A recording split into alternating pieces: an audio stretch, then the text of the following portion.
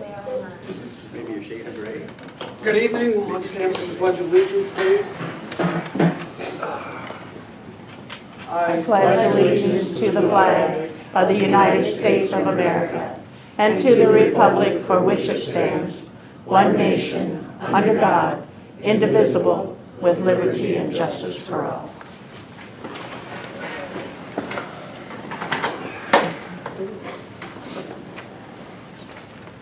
We'll move on to number 3 here. Approve the agenda. You had time to take a look at it. The only thing that I had issues was there under the special permit discussion, but I don't think that we can add a motion in there. You can add a motion as long as it's on the agenda. The topic is on the agenda. So you can add, if you want a motion tonight on it. Can we do that also? I'll check.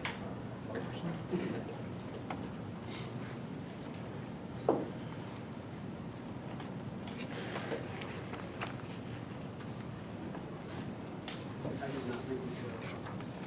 As long as the topic is on there, just like the county doesn't do what you do, where I actually do the whole motion. As long as it's on.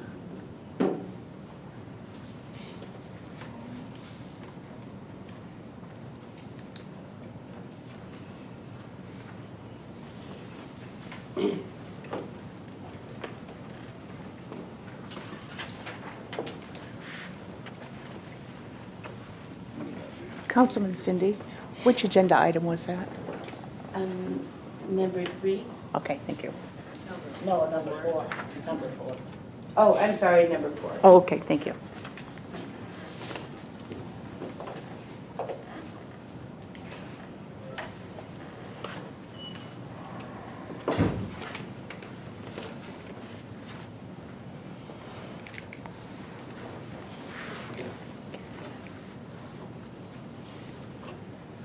Is there supposed to be a motion on the agenda for this? Work on it, so that's why I left in this discussion at this point. The event is not until July. So we do have some time. I'm sure you want to just plan it too, so you don't have a decision. Yeah, I know. It's gonna take. Yeah, we make discussion. Well, with that being said, we'll have to approve the agenda. Need a motion? I'll make a motion to approve the agenda as is. I'll second Any other discussion? All in favor? Aye. Opposed? Move on to number 4. Windmill barn.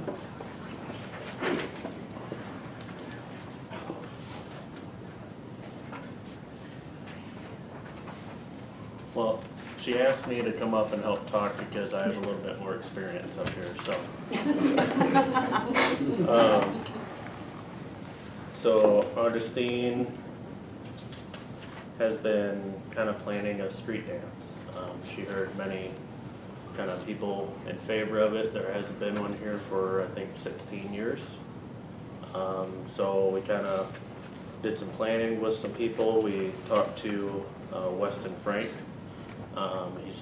He's from around here. I don't know if a lot of people remember, but he's very known in the area, and I know a lot of people show up for him. So I kind of wanted to go through some points here, and I think Pat gave some questions, so I'll try to answer those. We'll try to answer those right now. I think everybody should have a map for kind of the designated area, what we're thinking. The red part will be for the street dance right out in front of the bar. We're also thinking of a possible car show that day. Also kind of thinking, trying to find a food truck too. So trying to make it more of an all-day event, you know, for multiple ages can kind of enjoy type of thing until the street dance. Kind of going through some main points. Security, we talked to the fire department and ambulance. There will be a cover charge at the gate, and all the proceeds will go towards that organization. The east side and west side will be open for emergency exits, but the stage will be on the west side. We're gonna hopefully talk with Lonnie, and hopefully it's okay just to kind of ask for some road barriers as well. So the entrance will be on the east side, and that'll be the gate as well, just to have some wristbands, and fire department and EMS can be able to provide security right there, and, you know, make sure we have an ID of everybody. It is gonna be intended to be 21 and older only. Kind of design the shape of it like that so we can minimize any sneaking in, make sure that we don't get any underage people in there drinking or anything like that. Beverages would be only inside of that corralled area. But like I said before, you know, we want it open left and right for emergency purposes. We're open to suggestions, possibly to extend it to west of Iowa Street, just kind of thinking what your guys' ideas are, and maybe possibly a different location for the car show, just kind of depending on what some opinions are. The start time will be 6 p.m. because we are planning on possibly having an opening act for Weston Frank. Kind of make it a little bit more of a longer night, and kind of more like a big show than a small town type of little place. We're also willing to disclose information and work with the sheriff's department along with the PD that we have, to also provide more security and anything that they wish to know, you know, any information. The date will be, I'll go through kind of the questions that Pat asked. The date will be July 22nd. That was the only date that Weston had available. The exact location, I think, was all put on there. What types of alcohol will be your typical canned beer along with the hard mixed drinks, but with plastic cups only. Planning on utilizing the garage for outside, but also keeping the bar on the inside open as well. It'll be identified by the road barriers along with where the stage at and where kind of opening is. I'll leave it determined of legal age. It'll be, you know, we'll hopefully have a pretty good security presence. And also there'll be ID'd at the front gate, and also wristbands will be provided. I think that's kind of, I don't know if there's any more pertinent information, if anybody has any questions. Garbage control? There'll be, We do have that planned, which we will have garbages pretty much everywhere. Okay. I don't know. Check your liability insurance. Yeah. That was gonna be my question, because we talked about it there, and insurance has always been a big issue. Back in the day when they had them, Yeah, they, maybe I could just check that. we're gonna go to the insurance and get a special insurance for that night, so. But we wanted to come here, you know, early because it is kind of a long time away, but also it's the only day that he has available, and just kind of the name he has around here. We wanna make sure that we're able to book him 100%. And also, I mean, there's gonna be a lot more planning involved, make sure it's very organized and kind of the least amount of trouble, you know, that'll go on.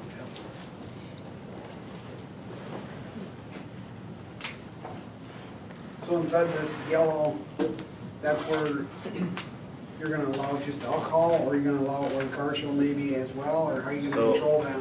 The car show is gonna be outside the designated area. That'll be before the event would even happen. Just trying to extend the duration, make it, you know, Alcester doesn't have anything but the Union County Fair. So it'd be nice to be able to, you know, we have something every year to where And know, make some, it an all-day type of thing as well. Like maybe water balloon fights, stuff like that. we brought for up, kids. we brought up the idea to the fire department to maybe have water fights as well that day. I mean, it'd be kinda cool to bring a bigger sized event to the town. What will you do if it rains? Well, cancel it.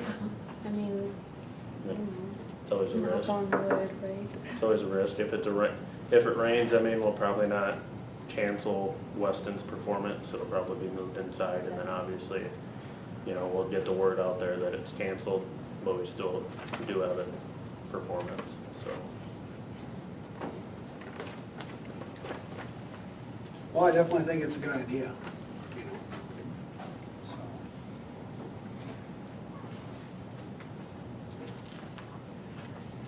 So for our resolution of fees, there is a $100 charge for the permit, just so you know.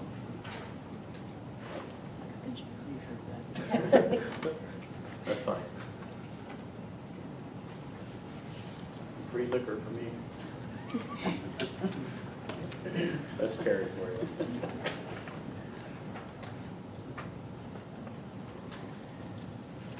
Well, I guess with that being said, we can't really make a motion on it, so I mean, we'll definitely have to discuss it. 2 if we- weeks. Yeah, get it on the You think you'll agenda. be all right if we wait 2 weeks Yep. for it? Yeah. We'll be all right. We'll let Weston know and Yep. get to planning. Thank you. Thank you. Thank you. Thank you. With that being said, we'll move on to number 5, property tax, Mike and Kristen Burke.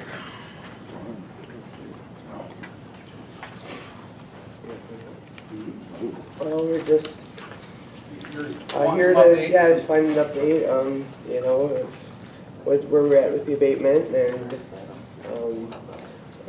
you know, we have continued to look into things and so, I mean, nothing changed for us, so things are in the same. Yep, and I have a letter that I drafted that I'll give to you guys that pretty much details a little more in-depth the situation, because you said you wanted to have something in writing. As far as what happened, I think I can articulate it a little better than last time.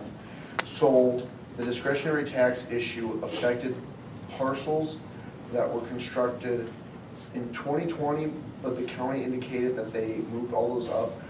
But the assessed for the tax year 2021, tax year 2022. So those would have been payable in 2022, 2023. The miscue is that the statute itself does not articulate who was supposed to provide or who was supposed to get the discretionary tax formula. It doesn't say city provides to county discretionary tax formula. It doesn't say county gets discretionary tax formula. I've reached out to another county to see, hey, where's the municipal, because there's a big municipal handbook. They didn't have an answer. So as far as what happened, that's the case. Moving forward, and then I'll circle back to what we can do in the meantime. So starting next year, so for the tax year 2023, which will be payable in 2024, and this only affects from what the county sent us, 24 parcels of property, and yours is one of them. So starting next year, so payable in 2024, you will begin the discretionary tax formula. So next year, you'll be assessed at 20% of what you're assessed at currently. That's moving forward. However, and then, so 2020, payable in 2024 will be 20%, 2025 will be 40%, 60, 80, 100. I don't know why they call it So for the 5 year. 5-year, not the 7-year. Correct, because your property was constructed before 7-year was allowable, and that was in 2022. Okay? As far as what can occur now, I looked into Elk Point's, that was a sale and use tax only, kind of a refund for that. To my knowledge, I don't know, did you buy a ton of things in Alcester for the house?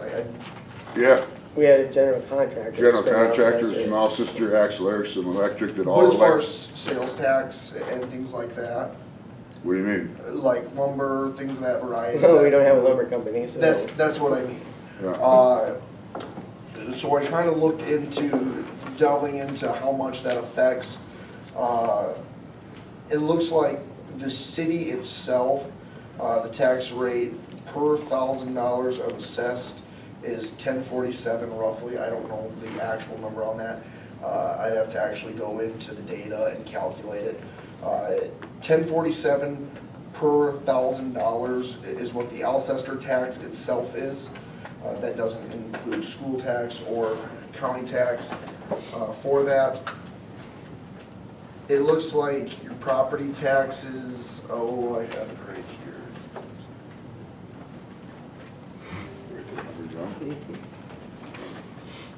It's assessed at approximately a little over 350, if I'm correct.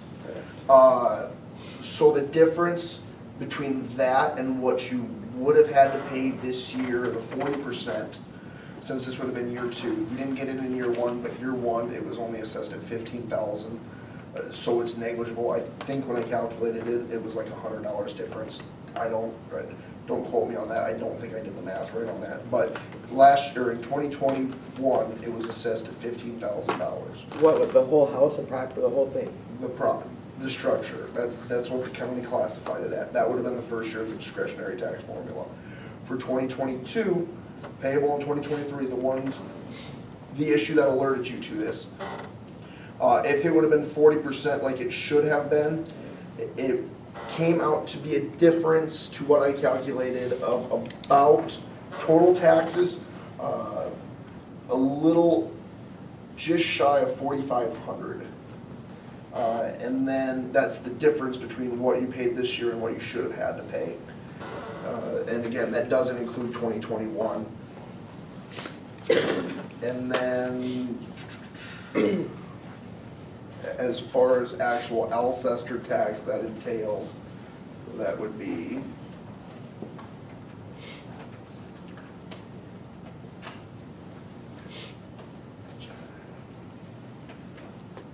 so for this year, that'd be about $38.49 is how much Alcester derived from that income this year. So as far as looking forward and what we can do, I looked into retro ordinances, things of that variety. The only potential thing I can think of is an ordinance that allows the council the discretion, since they're going to receive the ultimate tax benefit in the future. Like I said, that doesn't alleviate now. It would be an ordinance that would allow them to apply for a payment from city. That would have to be approved by the council. I first have to ask, where did, because we got different numbers from this. I just pulled this from the Beacon. Okay, so you're just using these numbers in general? Yes. Okay, because we got I don't have different numbers from no. Tara at the assessor's office and the treasurer. Yeah, I'm just kind of, are they Okay. somewhat along the lines that you got from there? No. How so? The difference, the total that the taxes that we're paying on is $11,016 and then dividing that up through the 12 months. What they said we should have been paying for 2022 was $1,487. Okay. And that was figured by the assessor and the treasurer. Okay. That was 20, That was, because we were told that should have started, this should have been our first year is what we were told. that's So what we take should- 20% of what our house was valued at last year, which was almost 360. 20% of that gave us 73,000. 535. Then you pay the taxes, you pay the county taxes on that, which was, they come out to like $1,400 is what we would have owed this year. That we would have paid. That we would have paid. Okay, and that's where the discord is kind of off a little, because according to this, you're still under the 5-year, so it would have been before July 1 is when they would have deemed it. So it would only be accessible for the 5-year, and therefore partially constructed buildings can still be assessed at a lower rate. So that first year from what I see, is that it would be 20%. Yeah, it was The 20%.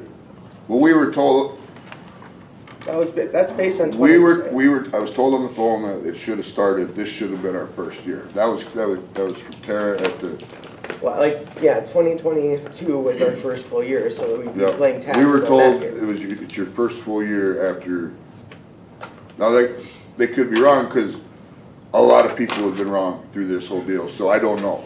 But I would hope that, I mean, that's their job, so I would hope what we got from them was accurate. What did you, I never did get a chance to return I your left a call, message- sorry. Yeah, I left a message with Myron, and I didn't get a visit with him. I emailed him, and I have not heard back. Okay, And then I did call out to the state, and the feedback that the lady gave me is pretty much what Austin is telling you. okay. So, I mean, Well, thank you for that, I You bet. appreciate that. yep. So, okay, So if it was 20%, that's where that number's coming from. that's where this number's Yeah. coming Yep. from this year. Yep. Those, the 14, whatever it was, would have been the taxes we would have paid this year. Yes. Now, you know, in 2027, it's gonna help you out, it doesn't help you right now. So I guess that's where it's up to the council to decide, because there's no clear decision of who's at fault here. Is it county, is it us? Well, it's not Statute's us. unclear. Correct. So I guess that's where I would leave it up to the council to kind of decide what route they want to do. You know, is there a decision for a full abatement or essentially a refund of it? I'll leave it up to you, but eventually it's going to come back, you know, because in year 4, essentially, you get 80% when it would have been 100%. Well, but our point is, we hope we make it to year 2. Correct. So, But what you're saying is even if the council approves abatement this year, we'll eventually come back to the city. It's just, well, no, never mind, I heard you wrong. yeah, it would. Sorry, my bad. Yep, no, totally get that. Essentially, and this isn't the word I probably want to use, but it's essentially a windfall in the long run. But the financial stress right now is what I understand you guys Well, are and in our concerned bank about. situation, obviously equity and all that will also help us in 2027. So that's, Yeah, as we plan through that,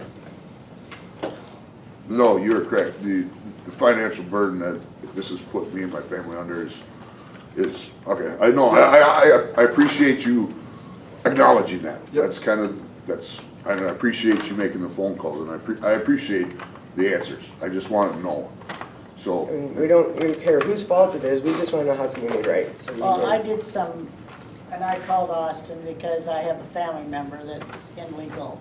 And I talked to him about this issue, but he's in Colorado. And he told me maybe you could do a reactive ordinance. Well, South Dakota does not have reactive ordinances. So Austin checked that out for me. Yeah. The only other thing that, and I don't know if we get anywhere, but he's in the state right now, and I just asked Austin, what if we contacted Bolin, the state representative out of Canton? For, He's, I don't know if he can do anything, but I mean, at this point, I think we've already done too much. I mean, we, no, I know what you're saying, Yeah. I just, I mean, mean- I'll gladly call him. if you want to, that would be, just. It's just right now, he's still The in. popular consensus is there's not much the county, there's, Well, to none of me, the it counties started did. at the state. well, and that's it's quite trickled down. possible. And I feel we'd have a better chance of the county fixing it before the state, so, Right, but maybe they'd contact the county. yes. And maybe.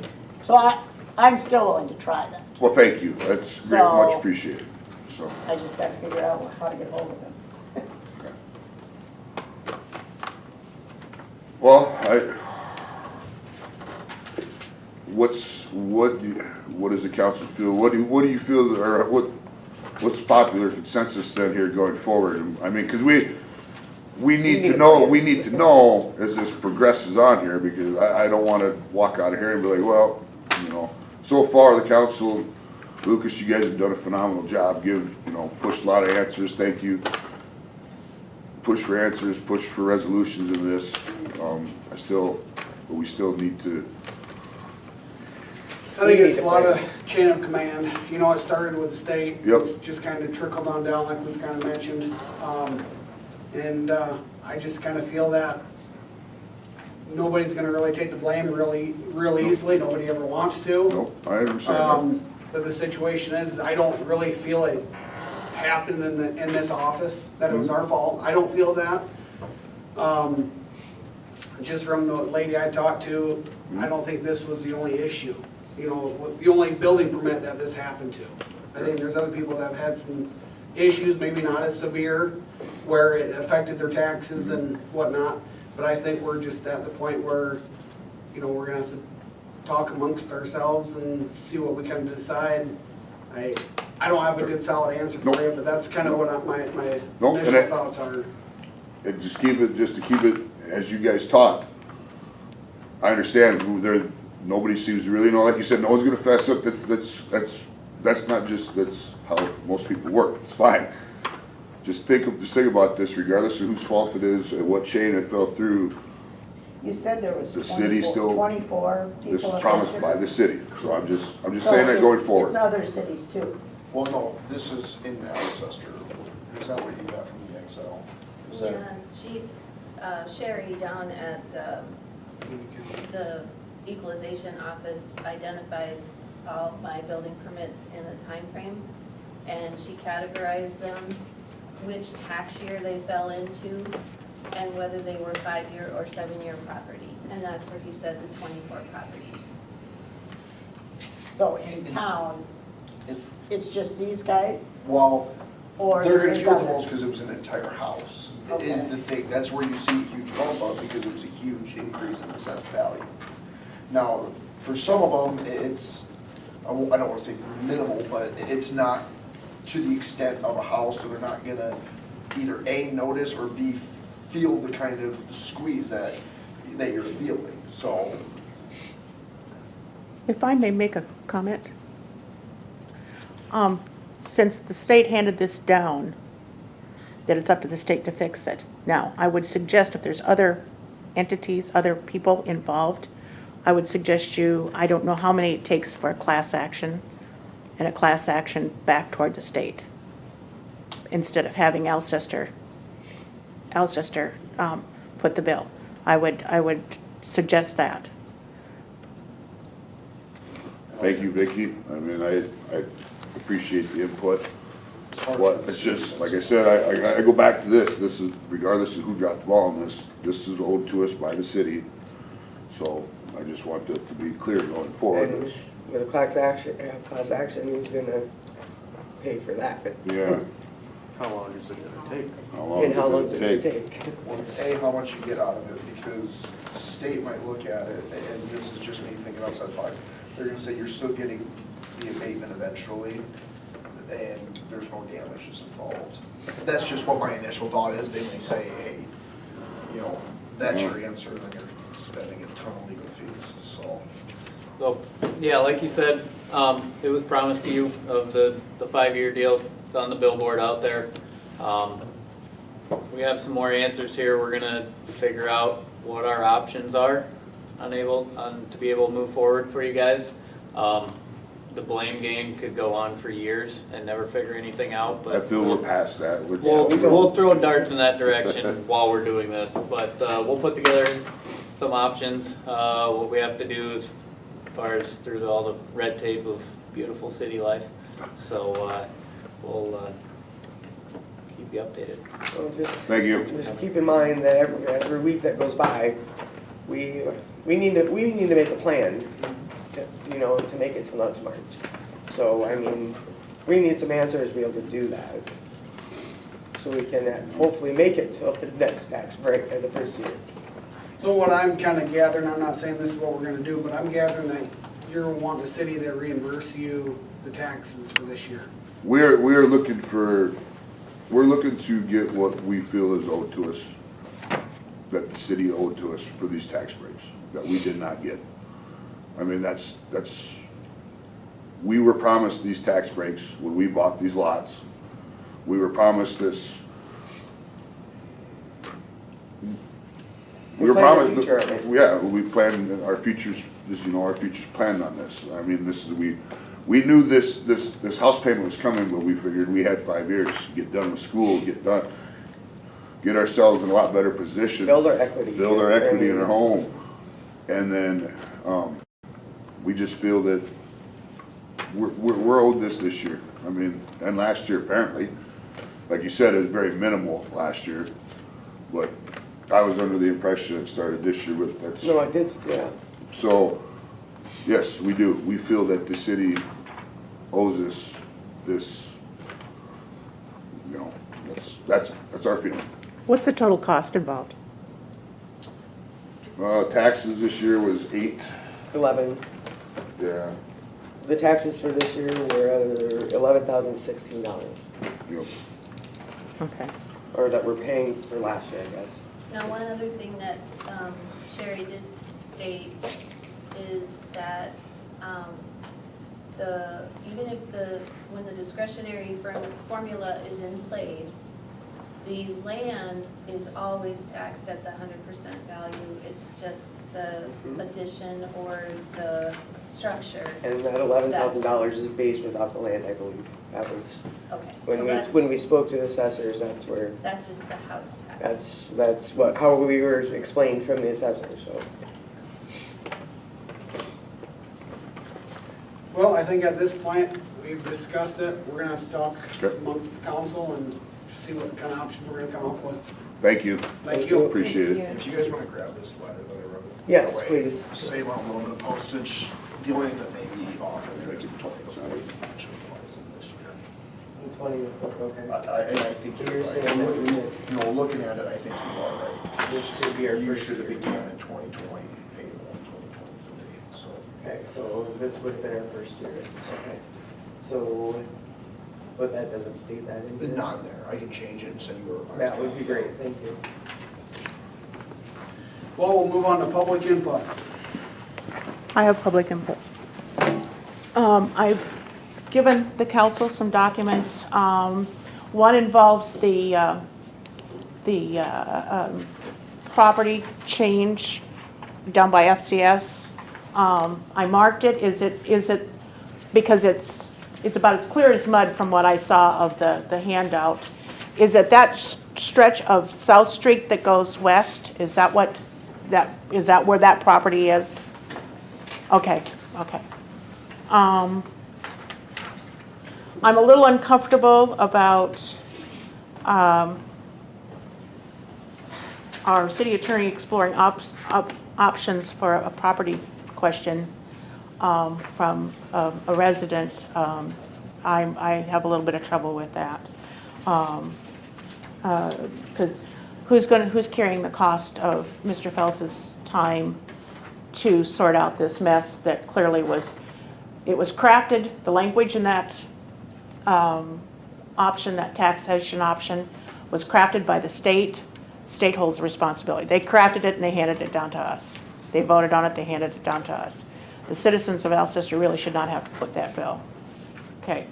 I do have a question on, I went through the minutes from the last meeting. There is an $18.84 warrant for the Audi. Is that the auditorium? Why are we doing money on the auditorium? Still, that's no longer in our hands.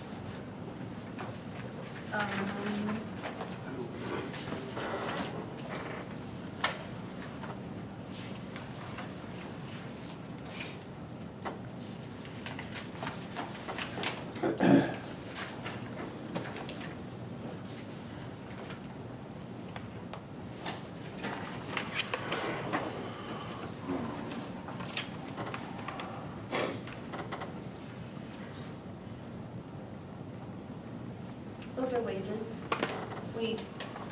It's still classified as Audi, but it's the cleaning of this building. Oh, okay. Better be a little bit more clear on that. Okay. Reimbursements, $412 reimbursements to you. Is that for wages or is that for payouts that you've made? Those were for purchases that I bought. Okay. For, It was computer ink and some things like that. I signed that warrant. It was, okay, why wasn't it billed to the city? I did not have room on a city credit card. Okay, well, that brings the next one. using other departments' credit cards when your limit has been overspent. That has happened in the past. That gets down to the code of conduct. You guys just covered that. Be careful on it. Upcoming is at-large versus wards. As I understand it, that needs to go to a public vote. And I'm personally not in favor of it, because that can overload, and the reason why it's set up in wards so that you get the wards, the people that live in the wards, they're being represented.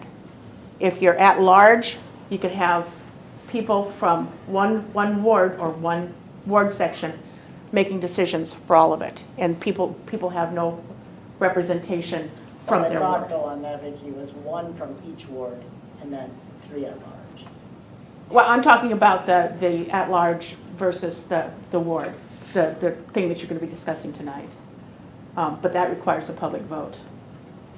Okay. Positions on the chamber and the industrial board, is that part of the city, that Pat's position on those boards? Is she representing the city on those boards? Correct. Okay. Oh, and the last thing is I'd like to see a log, a monthly log on the city car, who, what, where, and how many miles, who's signing the car out, where are they taking it, and how many miles are being put on that car. There should be a log so that those costs can be ascribed to the proper departments. Okay, that's everything I got for right now. Thank you. Any other public input? What open seats are there currently with the council? That'd be Ward. Ward 1 and Ward 2. And And at some point, mayor right now, or, yeah, mayor Ward will be 3. open. When will Ward 3, after the mayor, the election, I'm assuming? That'd be open. Petitions for mayor and wards have to be turned in by the 24th. So after that, we'll have to discuss what's filled and not filled. You know. After the 24th, we'll know if we're having an election. And then the new positions take place at the May meeting. So that's when Ward 3 would open up then, your position, Lucas, is what you're saying? Correct. Okay.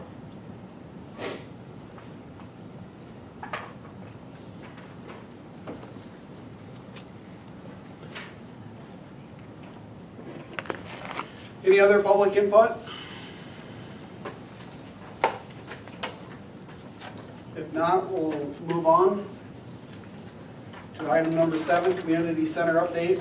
Kelsey Landon. Did you see Landon? Yeah.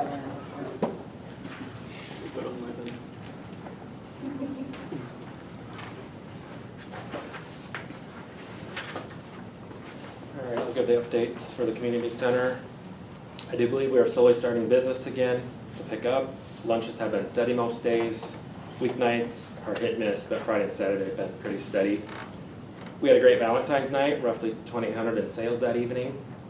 We now sell pizzas, so come on up, try them. We can do dine-in or carry-out is also available. We also ordered banners to hang up on that water building by the main road. Our plan is to get solar lights so that you can see the banners in the dark. I think it'll help patrons can see that we are there for business, especially during the school events. We also ordered a curtain to divide the dining room and bar area. Darla seen that on Friday. I think it'll be a good asset during the golf season with league and everything going on. We're still in the process of getting video lottery. We have to redo our fingerprints. I think we'll go to El Point to get them digitally. And then we had the sound tech come Friday morning to look at our mics. Sounds like he's gonna send us a couple new mics. We're ready to go for the district meeting in March. And we proved we were right. They've never worked. Right, he had the same situation we did So during we the could Super catch Bingo. him in the same areas it was not working.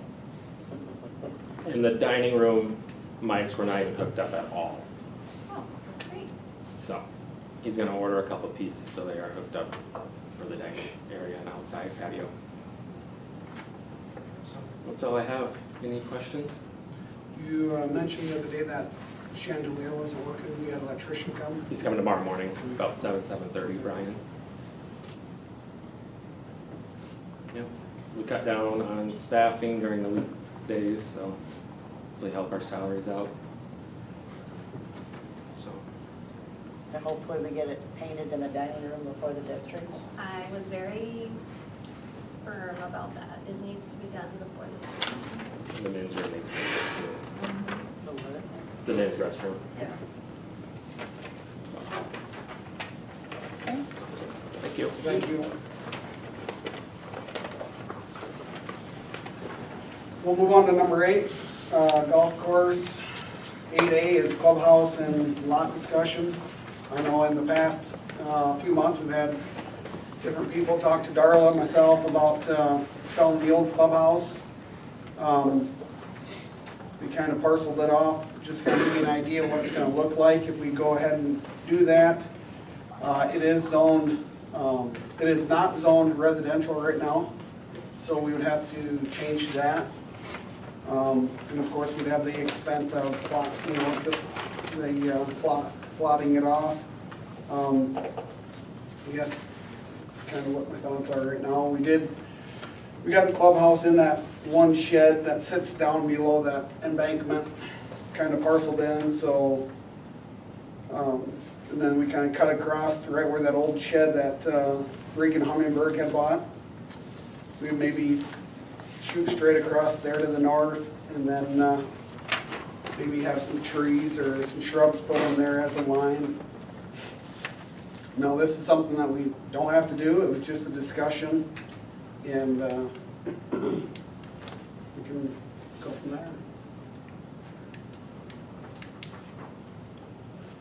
So could you advertise it and see if you could get bids without zoning it? I don't think so, I think we'd have to You'd have to parcel it zone off. first. Okay. But I think there's enough interest in it that it would definitely sell. I mean, you just have to have, you'd have the risk of a golf ball coming through the window, but, Well, that's their risk. that's the way it is. And of course, if we would sell it, we'd have to have a contingent of the outside getting fixed up, It needs to be recited. I think the roof is good. But of course, I think there is a few issues with it besides that.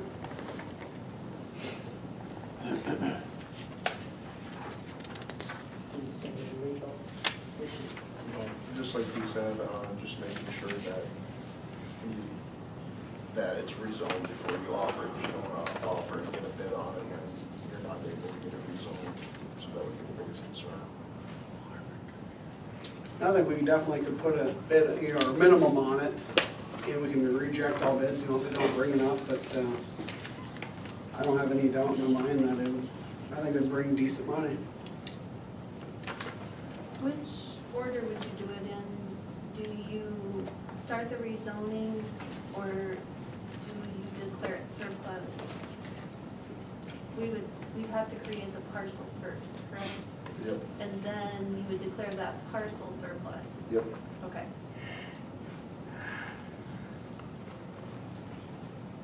And if you don't like the idea, we can advertise it and have it moved off, or I guess if we don't do something with it, it's gonna be another property that the city's gonna be sinking money into. Otherwise it'll be just sitting there another 5 years from now in the same condition. So, we don't have to make no decisions tonight. Just a discussion. It really doesn't look to me like it affected the look of the golf course. To me it would maybe be. So let's say someone put something in there where people could stay there, let's just say. So that would still be considered residential? We Or wouldn't not. have to rezone it if it is not a residence, because you could have a motel or hotel or an Airbnb. something that you would offer for rent without rezoning. Without reason. But then it'd have to be the cities. No?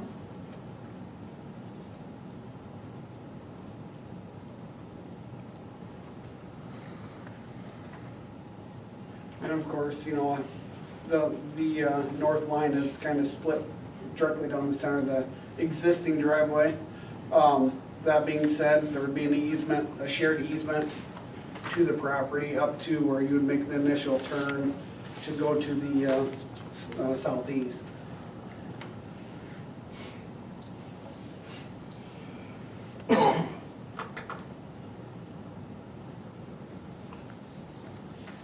Would there be room for more than one place, or is that just, we talking just one? This would just be the existing clubhouse and then that back shed that sits at an angle just out back. I know there was talk about getting rid of it and having a campground in that same area. I don't know what people think about that. I would imagine, just guessing, that if someone bought that area, they'd tear the clubhouse down and build a house there. I would think that. Well, it's definitely a good sized building already. You could easily It's 20 make by a house. 100 square feet, that building is right now. The only thing is, you would definitely want to dig up the sewer line, because we do have a known issue with that sewer line. But it's under the kitchen part is where the problem is, so, And that's where the bathrooms are. yeah.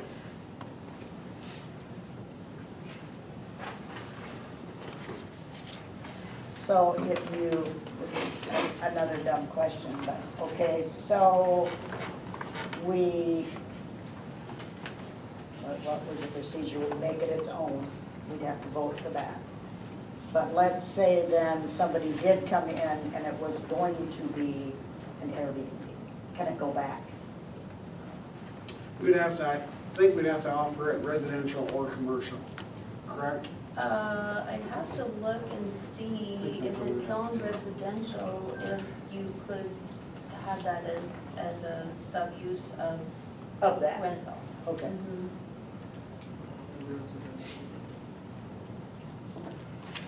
Are the permitted uses, is that one of them? No, only single family, attached and detached. What about conditional? Yeah. I see a group home, but I don't think that would, multifamily dwelling. As far as that though, I don't know if an additional person that stays there would be considered that's not a dwelling, so I think it would still have to be rezoned. Is that costly to do No, that? it takes time because you have to post the property, publish the hearing, you have a public hearing, and then it takes about 2 months. I think we should maybe look at it. It's a good way to maybe bring a little bit more revenue to some of the issues we've had. It might be attractive. Any other discussion on 8A? Otherwise, we're going to move on to 8B, and that is to motion to accept resignation. I do not have his letter.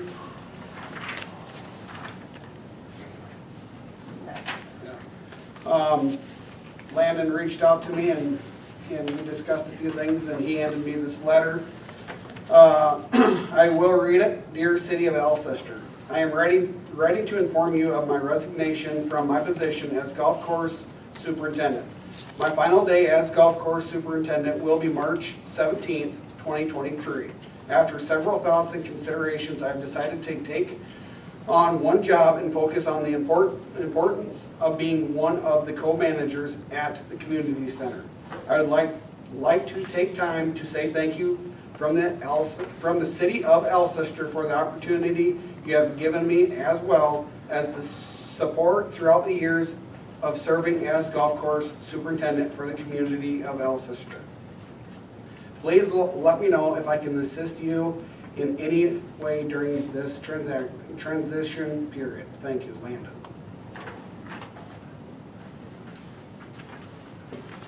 I will motion to accept the resignation from Landon Nygaard. I'll second it. Any other discussion? All in favor? Aye. Opposed? Motion passed. Thank you, Landon. Thank you. We'll move on to 8C, vacancy discussion. Trudy's very upset. Trudy's very upset. So I And did you're gonna be- talk to Dave Larson over the weekend, and so our mower people that we have up there, or we have Dave, we have Kurt, we have Dale Jorgensen, and is that everything? Kurt Gilbertson. Kurt Gilberton, Dale. Anyway, I wanted to see how active Dave wanted to be at the golf course. And because he's very knowledgeable about the sprinkler system, he's very knowledgeable about chemical, he has his applicator license. But he would prefer to be just that person that does the odd jobs. And so, then I talked with Lonnie, and with Dale Pearson retiring next year, this could be an opportunity to create a full-time position year-round. And that would be focusing on the golf course in the summer months. Well, not even just summer, because it would be like March 15th through October 31st. And then help with the street or public utility on the off-season. Or if that person could rely on their mower staff to, if everything was caught up and they could just rely on that staff, then they could also help with city projects as well. So our options are to advertise it as a part-time seasonal position and see if there's like a retired farmer or something like that who is mechanically inclined, who could assist with more repair, changing oil in the mowers, and then also has a knowledge of chemical, fertilizer, that kind of stuff. Otherwise, the other suggestion would be to advertise it as a full-time position and then eventually help fill in once Dale has retired. So, I did include Landon's original job description for golf course superintendent, so it does kind of give you an idea of what this job would apply, or what it contains.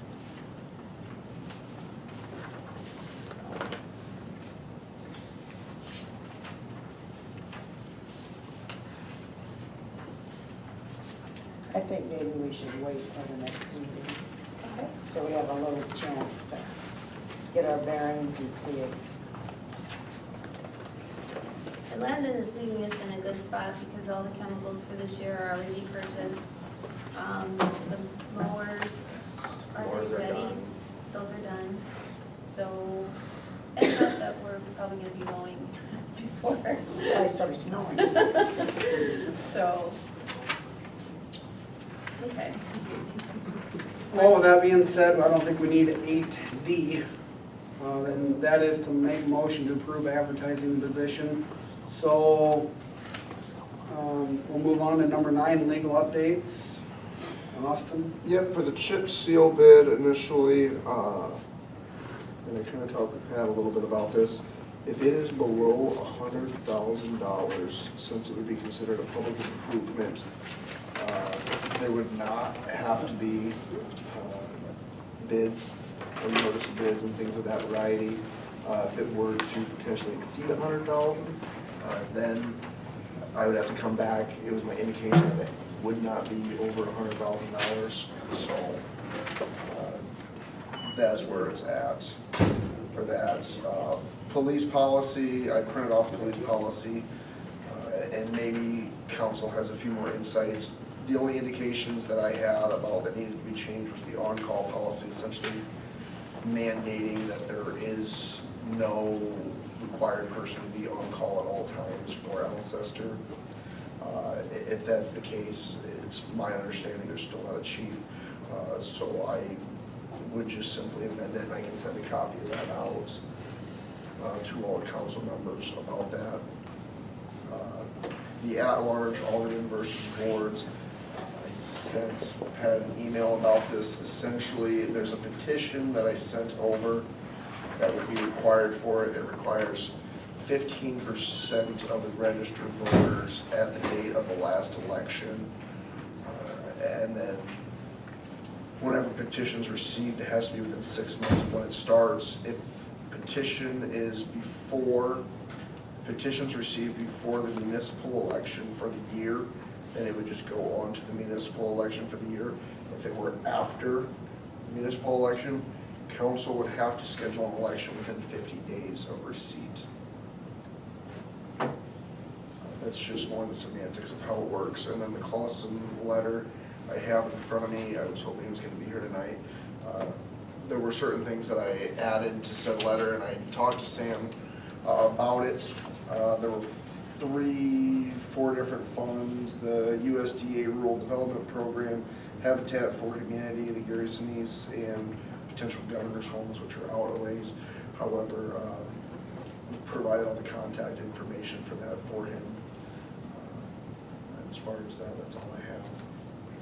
When you go back to the police manual, the only thing I question is they don't have on call. So could they just keep getting overtime? And then we'd be way out of budget. If we allow them to. If you allow it, you can always change it to reflect that. Because if you're not on call, you could say, well, I could go on this and I could be gone 6-8 hours, and maybe, not saying they would, but then there's no control of that. Am I right? Correct. The officers do have a little bit of discretion, like unless it happens on the last day of a pay period, if it happened earlier in the week, if they put in something that ended up taking 6 hours longer than anticipated, they could comp some time during the week. Right. But I mean, I could just see that could happen. So on-call time is just scheduled time where they need to be here, available, whatever. It's not like they're out doing anything. If they get called out to do something, then they would be They on the go clock. on the clock. That would switch. So I think it's just taking the on-call portion off of the chief, is that saying that they can then, they're not stuck here by a phone or whatever. They're not getting paid for that. If they got called in or whatever, had to do out, couldn't do that, but. Because if they're on call, when they get a call, if they have to go, then they're getting paid regular. But they can't drink. Yeah. Yeah. So if they're on they're call, limited. They can't do they can't, Yeah. they have to be within, yeah, So many miles or so Yeah. many minutes. 15 Right. miles. I thought that's what it felt 15 like. miles. And on-call pay is $2 per hour that you're on call. I mean, I don't have a problem with it, but I just don't want us to get burned on another end somewhere. But first, we gotta get it to police, so. So, yeah, I think if we can take that out of the manual, so that it's not in there as a requirement. Yeah, I think the way would be to just add verbiage saying that it's not required, that it's not required to have somebody on call at all times. Because everything in the manual itself right now is up to the chief of police. Well, it's pretty hard for somebody to make those decisions, so I think it would just be amended to say between all the personnel, there's an agreement as to what hours they're going to work, just so we don't have 2 people working at the same time. We could have that on-call and optional, it's not mandatory, but if you're a single man or a woman and you want to grab those extra on-call hours, nothing going on, it'd be an option for them. Just an idea. So I'll get some revisions and actually put some verbiage in there and send it out to. Discretionary.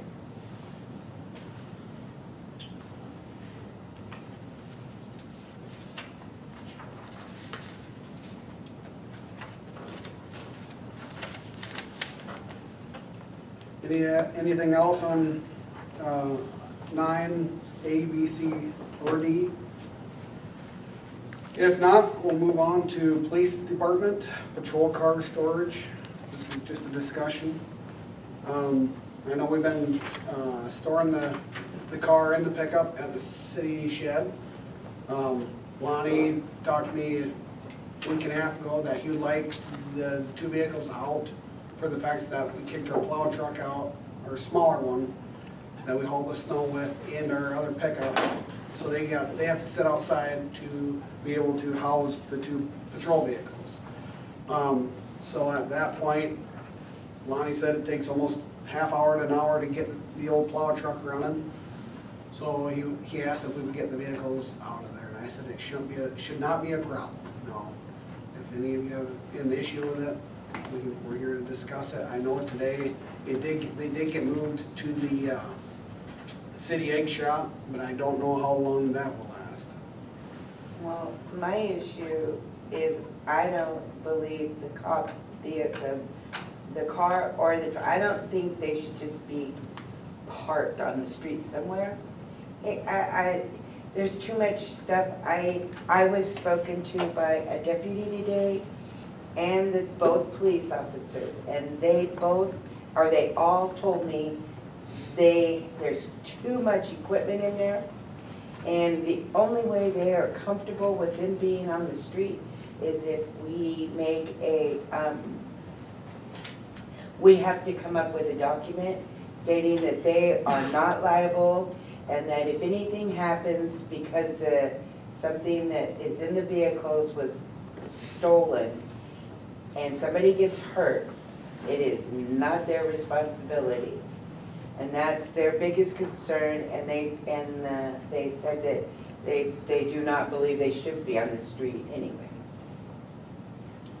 It's why, the only reason they're on the street is because we don't have anybody.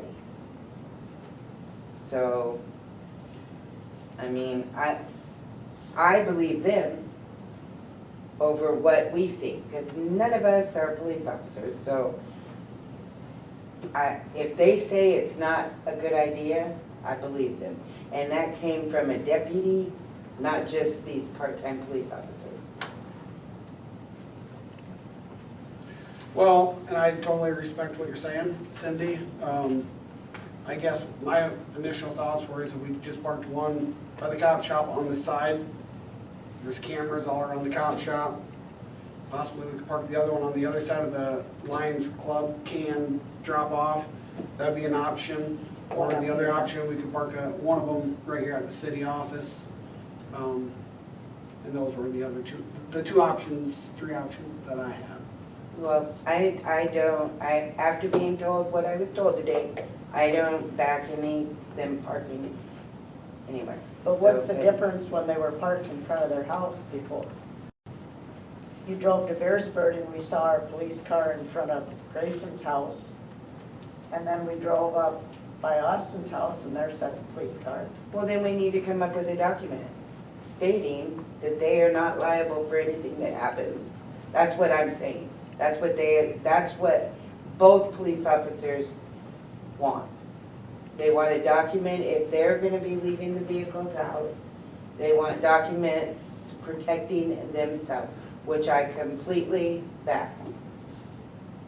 I can see that. I mean, Yeah, I don't have a problem with that. It's like a liability waiver, Sure. basically, that if Yeah, they are it's not broken responsible. into, that they're not responsible for the property. correct. And I don't think And I we do would not believe have- that the keys to the police shop should not, because if they have to take things out of the vehicles, like the shotguns, I don't think I guess they would have to put them in the evidence locker, only because the guns are what mostly I'm worried about. But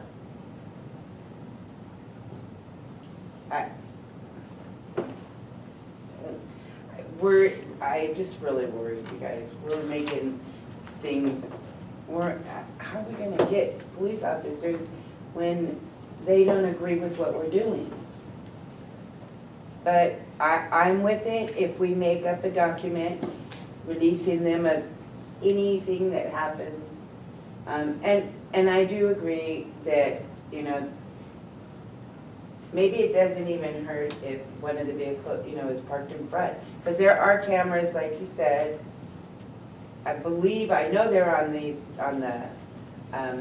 the west side, in the front and the back. I believe there may be some on the east side too, but I'm not for sure on that.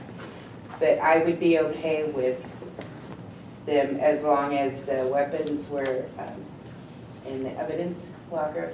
And I don't necessarily think that people should be allowed to just go in. Get a gun safe. Buy a gun safe, don't put them in the evidence locker. You run the risk of contaminating evidence. You can get a gun safe and put them in a locked gun safe. That's a good idea. Is there an issue with the legal document? The only thing I'm hesitant to absolve the city, or to absolve the officers of all liability in case, A, they leave something unlocked and there's gross negligence, so they really screwed up bad and they did something that you clearly should have done, and then we give them a release and then the city's on the hook for that liability. That would be the only thing. But I'm just saying, for the vehicles, if they leave the vehicles and they get broken into, that's not their fault. Correct, and then that's not what I'm saying. I'm saying, hey, they leave the keys in the vehicle or something like that. I don't want to create a document for the city that relieves them of all liability. I'm only saying liability for the vehicles being left. And unsupervised area, you know, and like you brought up, you know, because Austin had his car there, he was, you know, I mean, but these are part-time police officers, and if a police officer is gonna come and work for us, and we're saying you can't park this, it has to be parked out in front, and they have, how can you not give them some sort of relief that, I mean, if they did something, I don't know how you would word it, but I'm pretty sure they're not gonna leave the cars in the vehicle, but, I mean, I could be wrong. The one thing that was said by one of the part-time officers was the difference of it being parked outside of someone's home versus parked down at the cop shop. There could be a length of time where nobody is looking at the vehicle, where if it's parked outside your house, you probably see it every day. So that was the difference. I guess whatever council wants to, you know, or I guess wants to do or decide to do, it's fine. But all I know is that me, as a operator, owner of snow removal, 25 years, I would not want to be Lonnie or Dale or any of the city guys trying to get a big diesel engine started when it's negative 25 degrees out. So I mean, I'll fully support the cop vehicles being parked inside, but I can exactly see where Lonnie's coming from. He wanted the truck inside. And so that's all I was trying to make an attempt to make an motion to get done.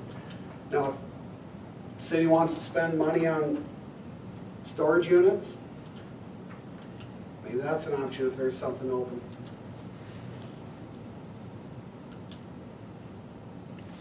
They're $85 a month. I guess if that's the option we have to go to, have the vehicles inside till we have a chief. I mean, I Who's to say though the chief's not gonna live in Canton and then we're gonna continue to pay to have that car in storage? I mean, could happen too. First we gotta get an applicant, but. I know. So I don't know how long the two vehicles will be housed here at the old egg shop. Only this week. Oh, Yes. okay. So I guess by the end of this week, beginning of the following week, we gotta make a decision or look at other options, I suppose.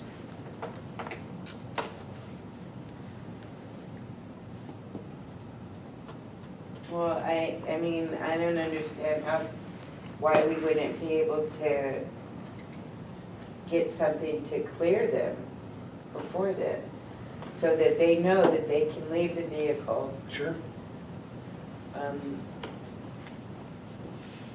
Because then it would be, because as it is, we only have a week at the, down out here.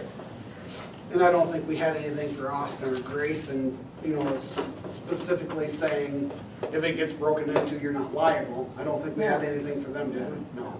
So I mean, I don't know, does But Jeff that, we or, also weren't just leaving it out all the time. We don't know when they're coming and going. sure, So, I mean, there's a big difference. They were also part-time. They, I don't want to lose our part-time police. no, I don't either. I mean, I talked to them both today and I think that they're full understanding of what's going on. They're great about the discussion we had, so. And I had a discussion after that, and that's what everybody came up, that's what they both told me. They don't want to be liable if they have to leave it. And like, as it is now, okay, we'll just use this week. They don't believe they're gonna be here over this storm. So, that would, if we left them out, that wouldn't be good for those vehicles either. I mean, I leave my vehicle out too, but I don't have a garage. So, Well, I think Austin, if you could look into writing something up, just kind of protect them from, yeah, Not being liable. it's only while they're here, and hopefully we can get, I really want to get a chief. I suppose, we'll discuss at a later date where they're gonna go, because I don't think tonight we have a solution. I just, I would be all right if they had something, because I don't want to lose them if they have to leave it open and they don't want me to be responsible if somebody breaks in, because they mentioned that this isn't paradise, but, I mean, I think it is, but occasionally. So that's all otherwise, if they can get something, I don't have a problem with them leaving. I don't like it, but, I mean, at this point. And I do realize, I mean, the tree is gonna come down and that's where it goes also, in there. So, and I don't want Lonnie to have to. Yeah, Yeah, I felt I needed to clarify. I knew that. And I also, I don't want Lonnie to have to sit out there for 25 minutes trying to get something to start either. Yeah. It's a shame that we couldn't keep the ag for the couple months that. But We'll look at some options here throughout the rest of the week and hopefully we'll find a good solution. So, any other discussion on the police department? If not, we'll move on to item number 11, water meter project. So the committee has met with, and when I say committee, it's really city employees, has met with all the people that make water meters. And we had met with them years prior, and so we kind of knew already where we wanted to lean.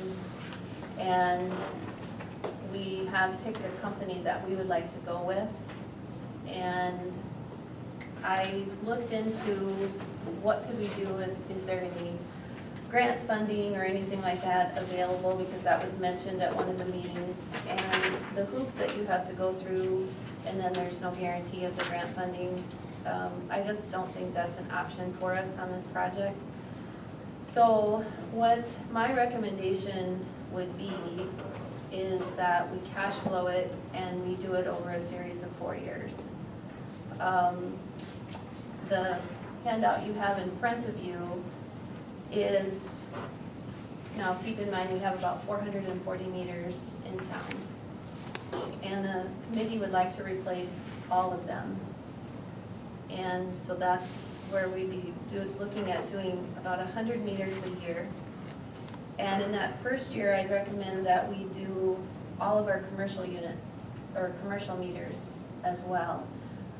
The commercial meters would be like at the school, at the manufacturing facilities, at the nursing home and the apartments, the places that use a lot of water. There's 25 of those.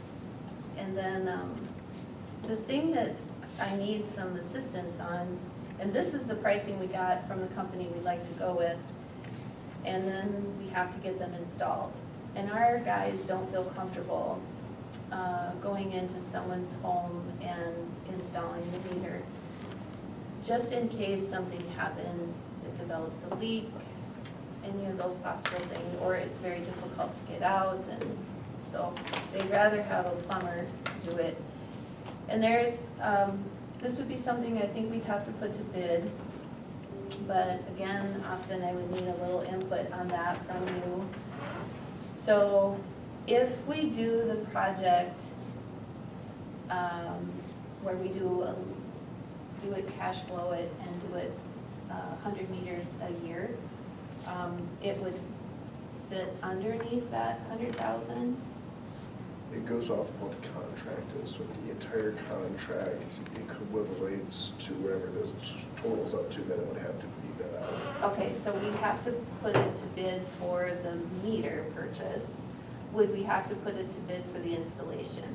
Because the installation would be done by a plumber. Would that be a separate contract, or would that be a part of? It would be a separate contract because the company does not supply labor to install. If it's a separate contract, then no, it would not be a bid, as long as it's for public improvement. Okay. So I wanted to get your input on how you feel about cash flowing it. We put a reserve aside every year, and that reserve generates about 25,000 a year for the meters. And then I estimated about $100 an hour for the plumber to do installation work. I did talk to one gentleman that would be interested in putting in a bid, and he said his rate is about 85 right now, but he realized that some jobs will take not very much time, and other jobs will be challenging, and it'll take more time, so he felt my $100 an hour for residential was accurate, and my $200 an hour for commercial would be also accurate, so. I guess I'm asking your opinion on how you feel on going forward. And then also how we go about generating the bid paperwork.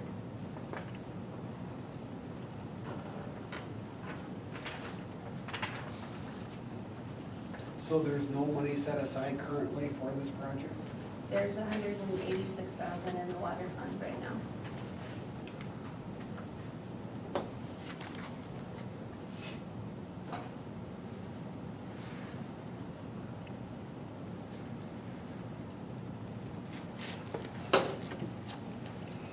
You think we dare do this until we know how we're gonna come out of the sewer? Bond? Two separate funds, so I think, okay, so how much is everybody gonna be charged on the top of what? it's already built in. So you're saying it will not affect anybody's water bill? That is correct. That's what I That was was- really. We've been planning on doing this for a couple of years. So we've been setting aside money for that. And we estimated that each meter would be about $200, and between the meter and the radio read portion of it. So So what is the Engagement fee? two different? Oh, one is a mechanical meter that's similar to like we have now, so it has operating parts on the inside. The ultrasonic meter has no moving parts. They both have about a 20-year. The cellular endpoint has a 20-year lifespan. So either way, after 20 years, we're replacing at least what connects to the cell power. The mechanical meters last about 30 years, but over time they get a little less accurate. The ultrasonic has a battery that lasts 20 years. So either you're going in every 20 years and replacing both the ultrasonic and the cellular, or going in 20 years replacing the cellular and replacing the other ones as they go out. Right now, we have mechanical meters. So if there's, how would people, because you know how with the ultrasonic, like I went down and I took a picture of my meter for us this last time. Would it still like show up like that, just be like digital or something? It'll be digital, Okay. so the property owner could look at it. Oh, okay. And the great thing about the cellular endpoint is it would be sending me a report every hour, I believe. It takes a reading every 15 seconds, and then every hour it updates me on the software. So if somebody did have an issue, I would be able to print out a report of the last hour. Oh, wow. And it also sends her a daily report that says somebody has had continuous usage for 24 hours, which would signify a leak. Yeah. So they could check it themselves, it's easy to read, or they could call me and ask what it looks like. So then what are you gonna do if you're not wandering around town judging water bills? Watching Well, the my shoes are meters. gonna last a little longer. Well, there we go. Cut some clothing expenses.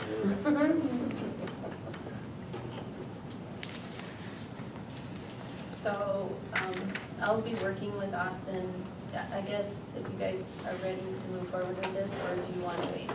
Because if I think if it's something that we've been planning on for a few years now, and it's just a matter of finally pulling the trigger on it, might as well move forward and looking at it. Yeah. If it's not gonna affect anybody's water bill. Water bill, yeah, because if it Nobody's was water gonna bill's gonna affect go water up. bills, I don't think. What will it affect? I mean, as far as cash in the city. Well, that's why I would recommend we spread the project out over 4 years, and just do 100 meters a year. There might be some things that happen, like we might find out we have some curb stops that don't work, and so that might hinder us from, it's wonderful that we'll find that stuff out, but we might have some repair expenses that come along the way. And that's why I'd like to spread it out over time instead of doing it all at once.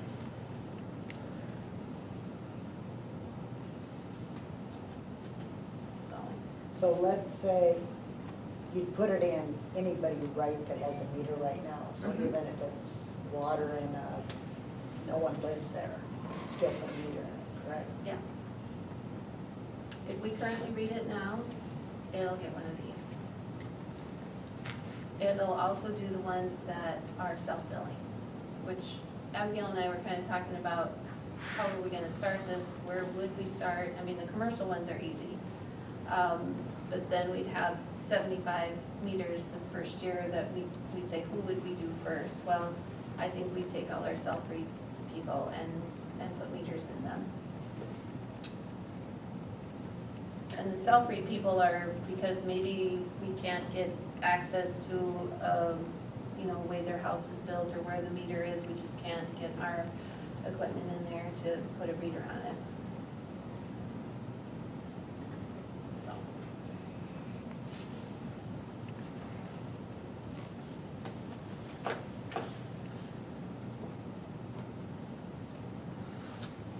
Well, any other discussion? Otherwise, what's your thoughts?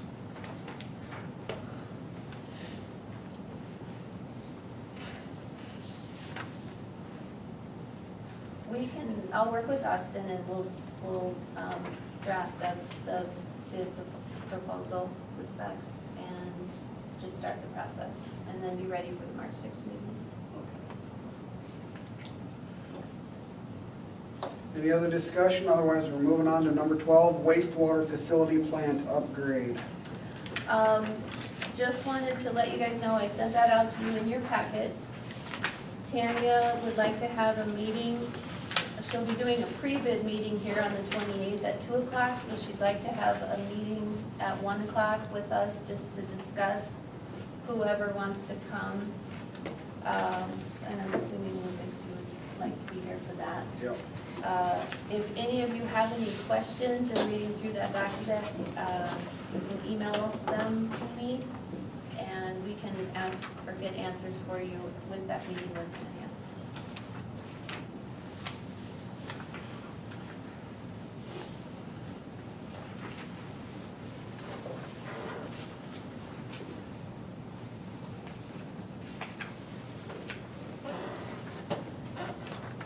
That's just information. Any questions on either 12A or B?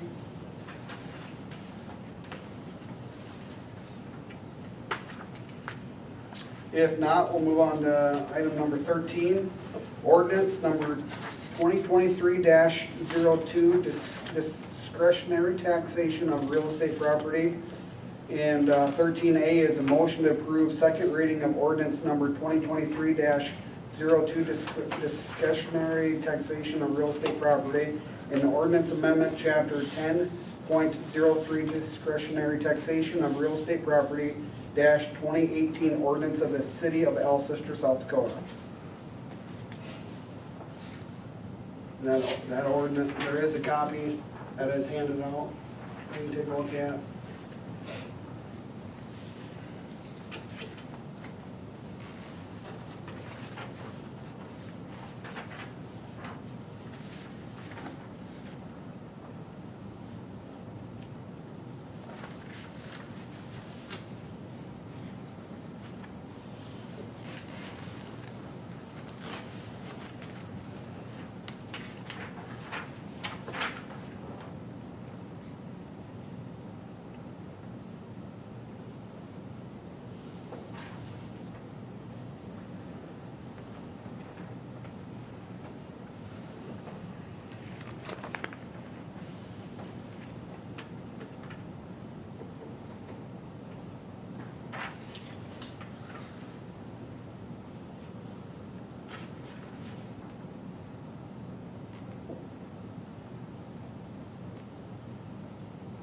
So is this what we're fighting with the birds?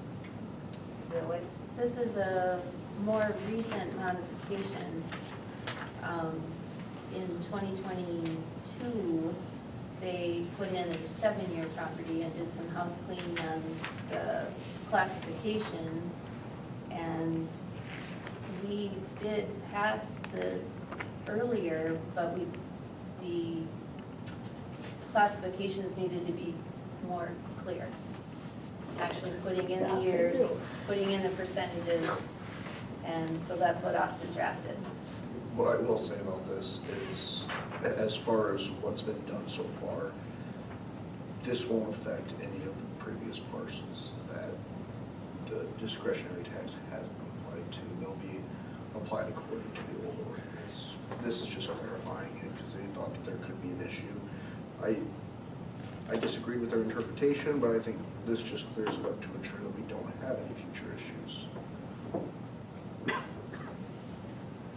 I will motion to approve second reading of ordinance number 2023-02, discretionary taxation of real property, and ordinance amending chapter 10.03, discretionary taxation of real property, 2018 ordinances of the city of Alcester, South Dakota.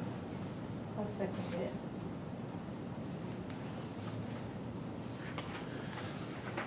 Any other discussion? All in favor? Aye. Opposed? Motion passed. Item number 14, plat map approval. Plat of lots 1 and 2, south addition, in addition in the southeast quarter of section 28, township 95, north 5th, PM, City of Alcester, Union County, South Dakota.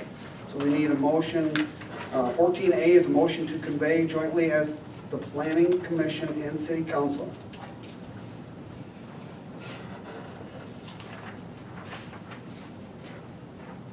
And I think you're all aware of what this is, right?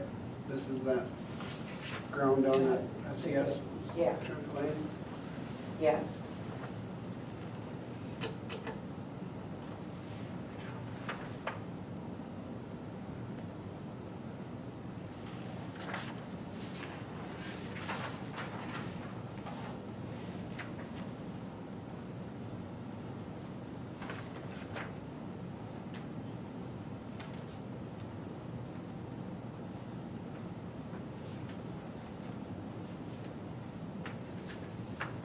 So this is saying that we're going to let them do it?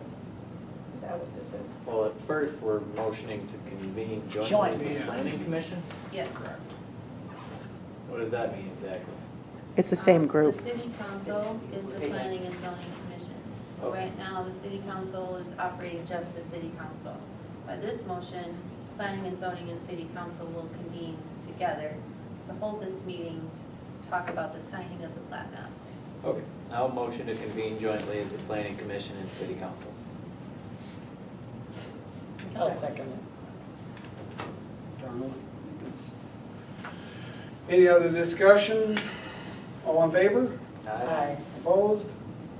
Motion passed. 14B is the plat map discussion. This is what was surveyed out, correct?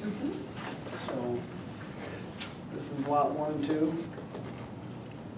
So they've actually given this parcel a name now and identified it as a parcel. Prior to this point, it was not owned by anyone. It's just a ditch out in the middle of nowhere, or what? It was left vacant in preparation of thinking South Street would eventually move west. Oh, okay. And you also have the creek that runs through there. That's happening in that same area.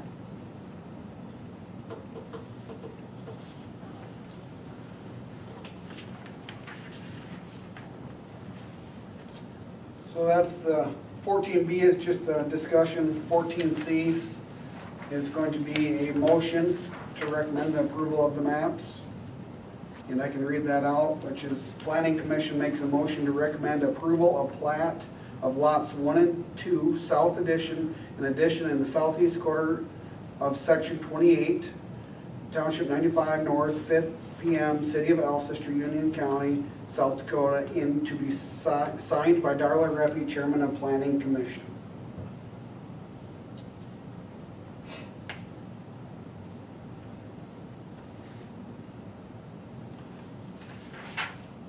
So this would essentially be taking that blank spot that was nothing, or was supposed to be a street at one point, is now dividing it up into 2 lots that can be done with whatever?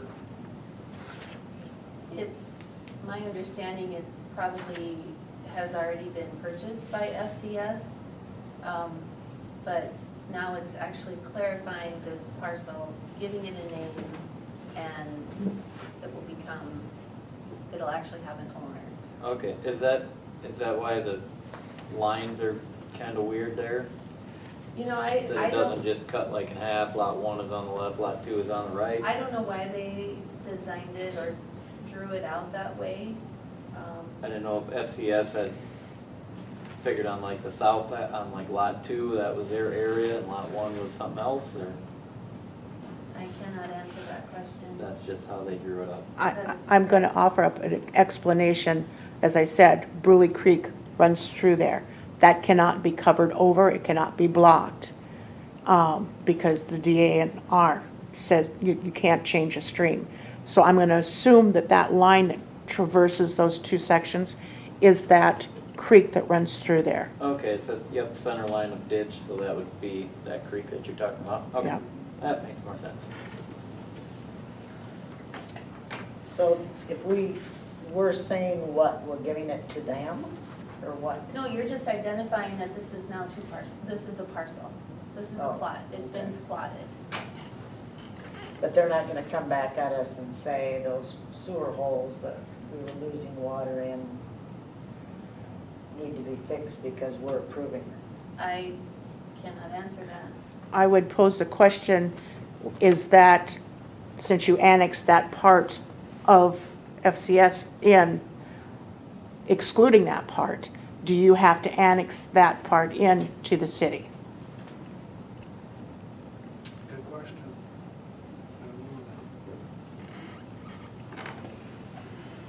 I don't know. I mean, I just don't wanna say, yeah, we'll do this, and then all of a sudden we gotta fix all this sewer. Yeah. Because I'm presuming that that's sitting outside the city limits because that was not annexed in with the parcel D that you annexed in for FCS. You may want to clarify that. We might have to check on that before we say it. Yeah. Then we're not being. Sorry. Make sure. Sorry. No.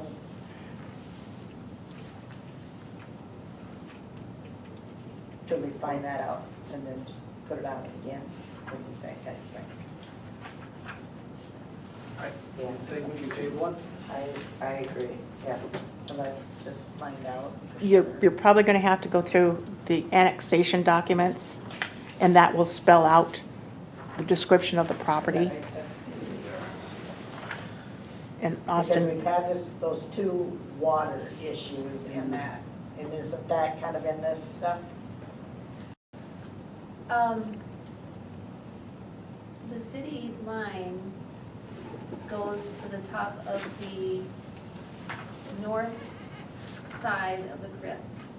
So Right. right at the crest of the That creek, first one might be ours. and a little bit down, like maybe a foot down from the top of the creek ditch is where our city line is. The creek bed and the South Creek ditch is township or county. It's not us. We're It's just not to us the at all. top. Correct. So then we should be all right. Maybe. Should be. I just kind of want to know. for I would sure. clarify the position of the Yeah, creek. that, the center line of ditch is the creek, right? What townships? What township? Yeah. Alcester Township. I guess before we vote on it, I'd just like to know for sure. Yeah, Not like it's a big deal, but I don't want it to come back. So what was the question that you had, Darla?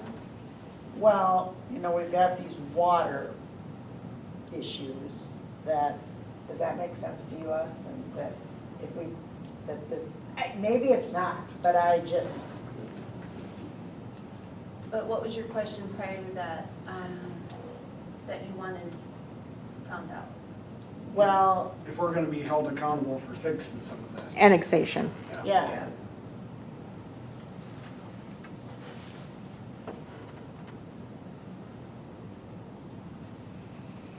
I know it was, for some reason, they want that land, but I don't want them to come back on us and say, well, you have to fix it first, or just get it all clarified for sure. The reason why I was interested in that is that any alterations they make in that creek downstream, if they block it, that water backs up or the flow comes down and it floods those three properties. And that's why I'm interested, because I'm the owner of one of those properties. And that creek has Well, that overflowed. creek's already been covered up, Yeah, I know, and and it's, that, the yeah. soil erosion people, the DANR, will come down on them. Because you can't alter above or below, make big alterations that affect properties downstream.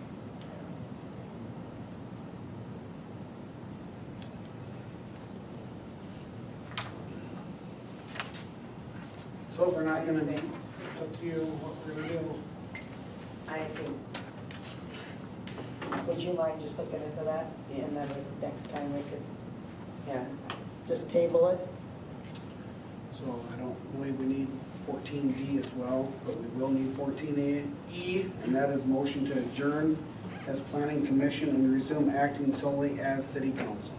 I'll make a motion to adjourn as planning commission and resume acting solely as city council. I'll second it. Any other discussion? All in favor? Aye. Opposed? Motion passed. Move on to number 15, Premier Bank discussion. Now, I know that there has been some talk on the street about the bank doing a possible remodel and adding a drive-through on Iowa Street. And so I wanted you to have an aerial map. I would like to have Jamie attend our next meeting to provide some more insight or to ask questions. But at this point, I did want you to see it so you could start visualizing it. At this point, there's a lot of unanswered questions. I don't know what it's going to look like. They're still working out what it's going to look like. How many spots will it take? I did have our code enforcement officer look at it last fall, and he offered some suggestions to the bank when it was brought up, and those will be under for consideration as well. But at this point, I don't have the exact what it's going to look like, so I would like to have him attend the meeting and actually tell you for sure. So they want to put a different drive-through window in? Correct, and they're gonna do it on, they'd like to do it on Iowa Street. So you would come up Iowa and veer in where the sidewalk is now. So there'll be an overhead canopy and a drive-through lane. And then they would veer back out after you were done with your bank transaction, back out onto Iowa. But we'd probably lose the parking spots on that side. Yeah, but what was the reason? The reason the bank told me they would like to have that employee, right now, the employee who works drive-through is in the basement by themselves. And if something would happen to that employee, no one would know, because they're down there by themselves for the entire shift. So they'd like to have it where the drive-through is visible to the rest of the staff as well.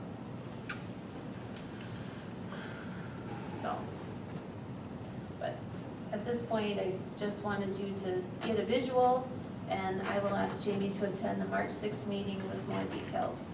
Yeah, because I don't understand how we'd be losing the parking and the sidewalk, because Well, I believe you could ask that a sidewalk be put in, it would just be moved over to the east. I would just keep in mind, if we do this for one business, and the next business comes and asks the same question, we better all vote yes on it, because, I mean, it's how, we can't have. fair is fair. Yeah, So, I mean, we lose these parking spots, and then we do it for another business, we'll lose those, and, I mean, just keep that in mind, I guess. because, like, yeah, that's 1, 2, 3, 4, 5. Parking spots 6. and one handicap. Okay, okay. Because, but people park there for liens It's and the not dentist. as 'Cause the busy dentist is hard to get into. as it used to be. Yeah. But anyway, I think at this point, it's better if the bank would explain their ideas. Or Yeah. Hopefully their ideas include putting trees back. I'm not happy that they cut down the trees, I'm not No, either. It I'm was not pushing either. up their sidewalk. so they're on my bad side. Okay. Any other discussion on 15A, 15? If not, we're gonna move on to the next item, number 16, 2022 audit, and we need a motion to approve. So we did get an engagement letter from now what is called ELO, which used to be Quan Berglund. The cost of the audit is $10,000, which is similar to what an alternative auditor would be. I do need to give an alternative auditor a little bit more time, so I will, later on this fall, I will ask for a request for proposal from another auditor so we can compare. But when I talk to other communities our size who currently use this alternative auditor, their audit is around 10,000 as well. So even though it's an increase from last year, I feel it's probably not out of line for what an audit costs.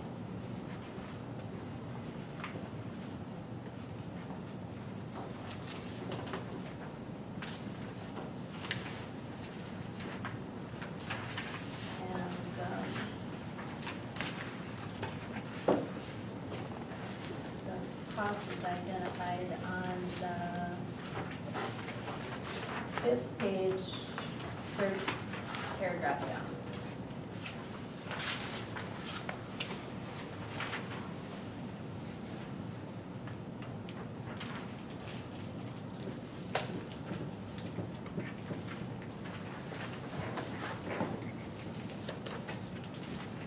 So we're looking for a motion to approve of ELO to do the audit, That correct? is correct.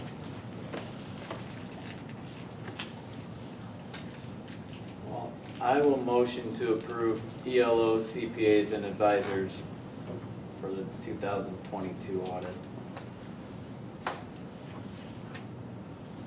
I'll second it. Any other discussion? All in favor? Aye. Opposed? Motion passed. Move on to number 17, finance office updates.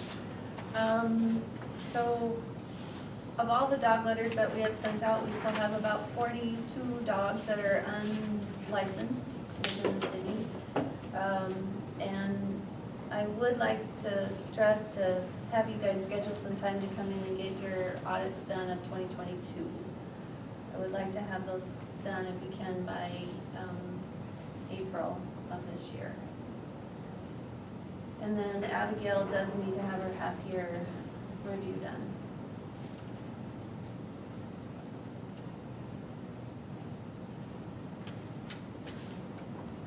How many are registered? 42. And we don't know why. Well, it's either lack of payment, lack of getting your dog to the vet to get their rabies shot, or, Maybe the dog died. well, they normally let us know that right away when they get the letter. They'll call and say, sorry, Rover isn't alive anymore.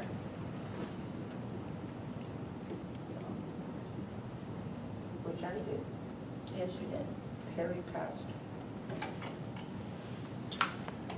And 17C is going to be reminders and updates on petition deadline, February 24th, 2023, 5 p.m. They must be turned in by.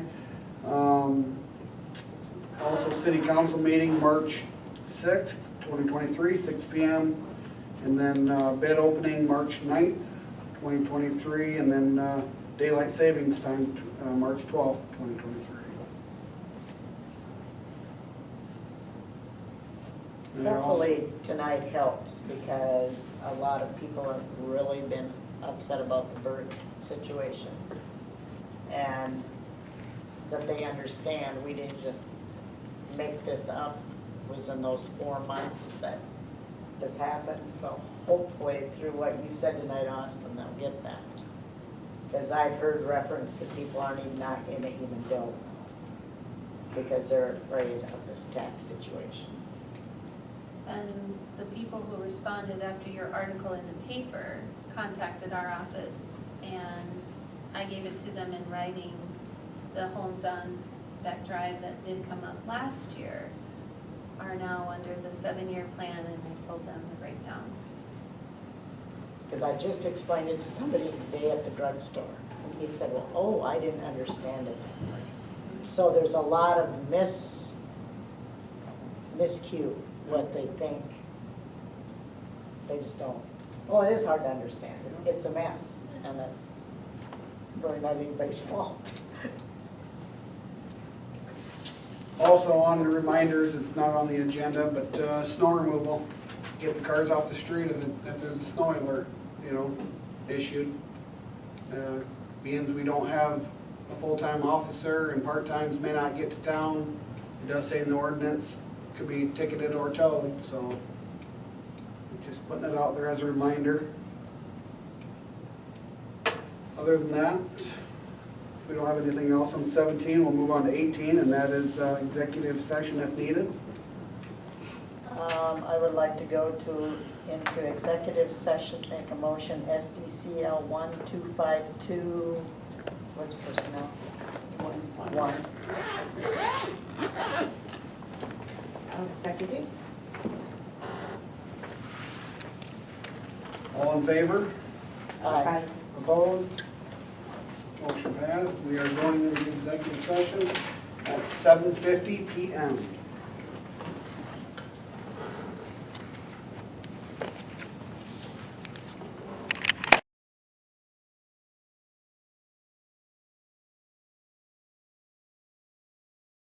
Have executive session at 8:23 PM. I'll make a motion to adjourn the meeting. I'll second it.